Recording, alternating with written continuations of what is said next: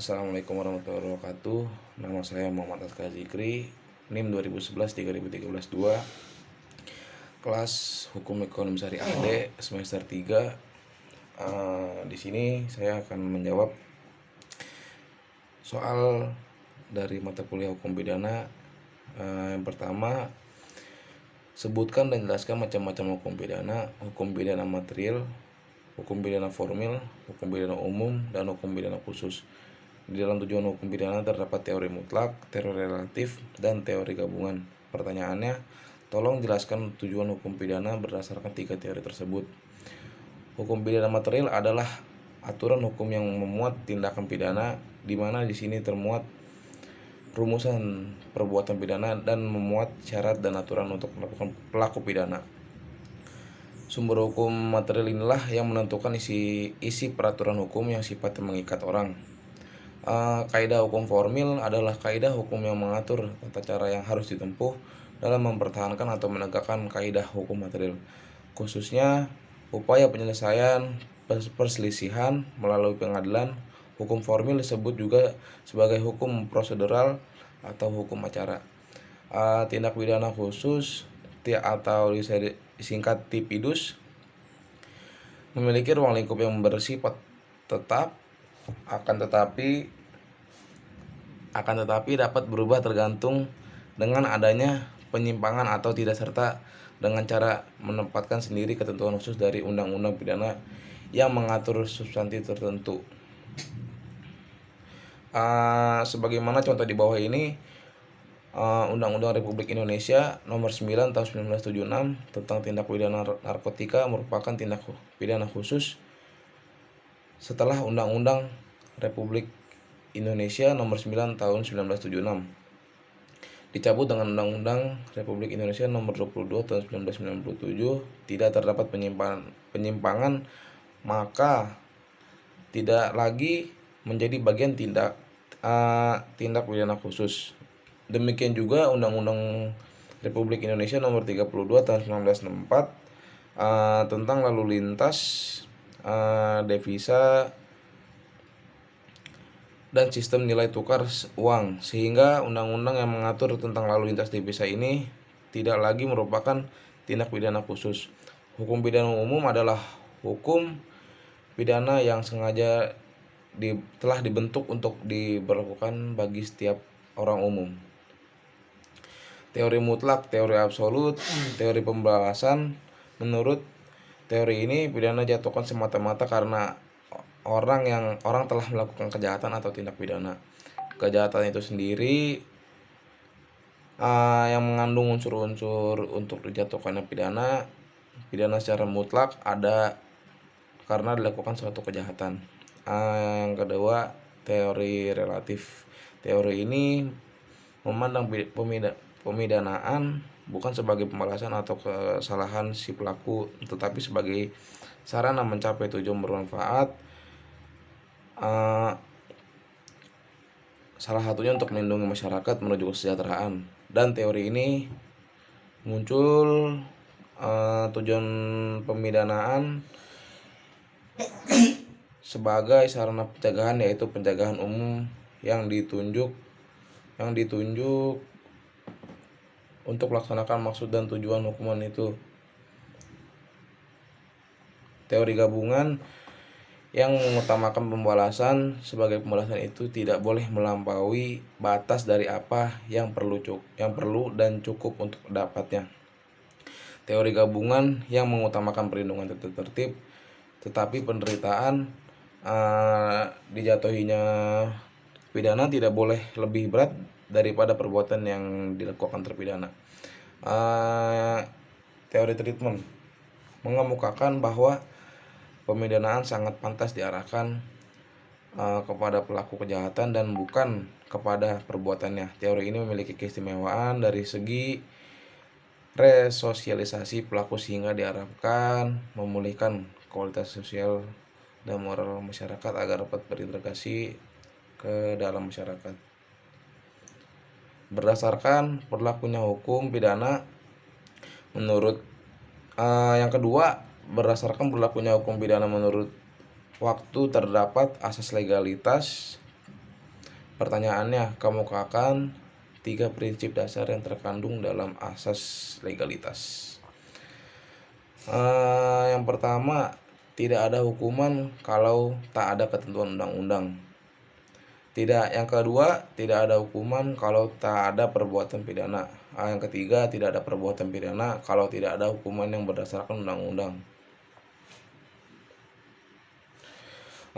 Soal nomor 3, sebutkan unsur-unsur percobaan dan berikan contoh dan berikan dasar hukumnya. Unsur-unsur percobaan, yang pertama adanya niat melakukan kejahatan, yang kedua adanya permulaan pelaksanaan, yang ketiga tidak selesai tujuan bukan karena keinginan sendiri. Contoh percobaannya yaitu pencurian, yang kedua pembakaran rumah, yang ketiga pembunuhan dengan cara pemberian makanan yang mengandung racun. Dasar hukumnya yaitu mengenai percobaan melakukan tindak pidana dapat dilihat pengaturannya dalam pasal 53 KUHP.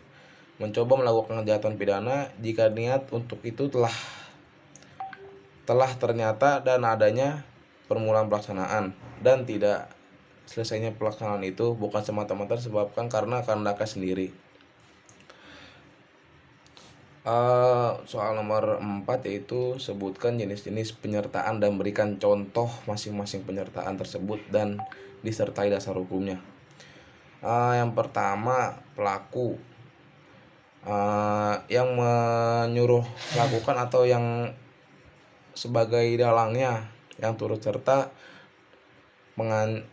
dan penganjur, pembantuan yang menyuruh, terus pembantuan. Contohnya, plager, pelaku adalah orang yang melakukan sendiri perbuatan yang memenuhi semua unsur tindak pidana. Yang kedua, menyuruh melakukan, orang yang melakukan perbuatan dengan perantara orang lain, orang yang menjadi perantaranya hanya diumpamakan sebagai alat. Dalam dalam plager terdapat dua pihak, yaitu pelaku langsung yang disuruh. Dalam plager terdapat dua pihak, yaitu pelaku langsung yang disuruh dan pelaku tidak langsung yang menyuruh. Alat tersebut tidak dapat dipertanggungjawabkan kehendak ada pada orang yang menyuruh. Alat melakukan apa yang dikehendaki oleh yang menyuruh dapat dipertanggungjawabkan. Yang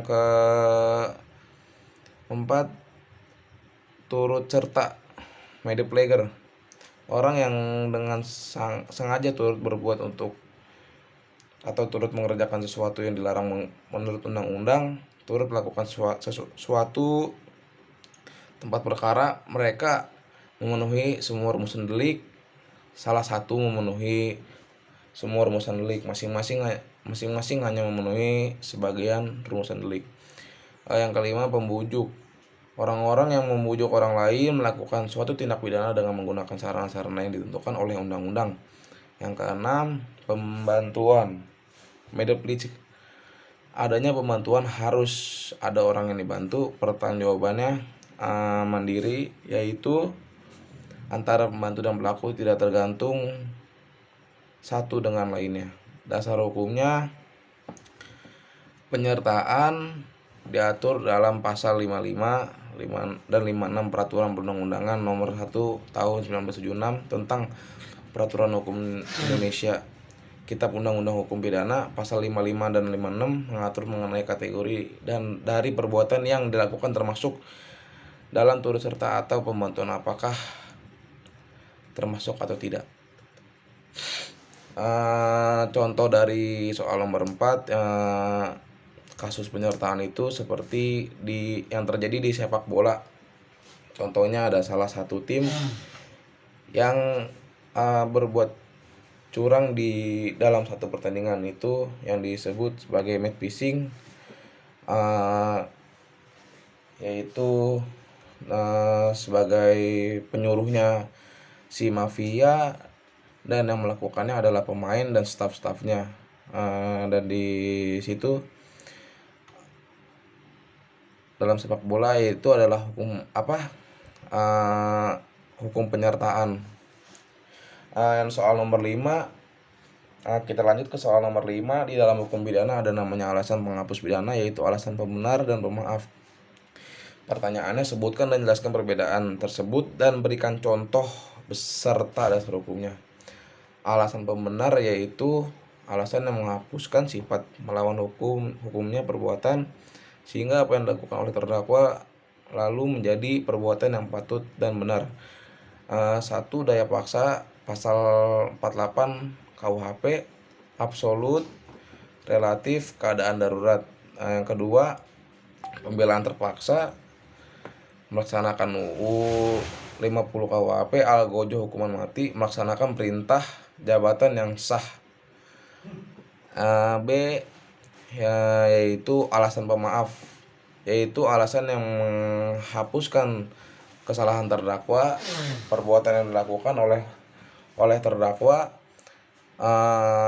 tetap bersifat melawan hukum, jadi tetap merupakan perbuatan pidana, tetapi tidak dipidana karena tidak ada kesalahan. Mungkin cukup sekian dari saya. Kurang lebih mohon maaf. Assalamualaikum warahmatullahi wabarakatuh.